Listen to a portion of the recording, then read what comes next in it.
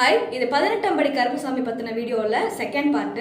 So இதில் மெயினாக நான் சொல்ல போகிற விஷயம் என்னன்னா, அவரோட உண்மையான ஒரு ஸ்டோரி என்ன அப்படின்னா, மலையாள தேசத்துலேருந்து திருட வந்தவங்க எப்படி பிடிச்சாங்கன்னு நம்மளுக்கு தெரியணும்ல.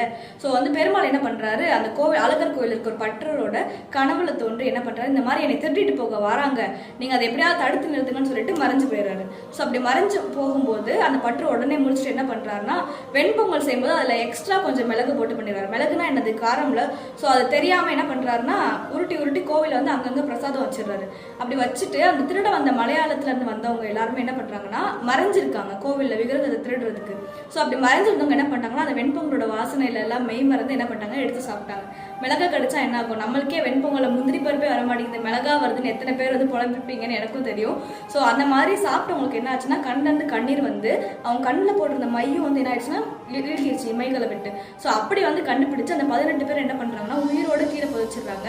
அந்த கோவிலோட ராஜகோபுரம் தான் அது. ஸோ அந்த கூட காவல் தெய்வம் என்ன பண்ணிட்டாங்கன்னா, நான் செஞ்சது தப்பு தான், நான் ஆனால் இனிமேல் காவலா இருக்கேன்னு சொல்லிட்டு அங்கேயே இருந்துடுறாரு. அந்த 18 பேர் அப்படியே அந்த படியில புதைச்சிடுறாங்க.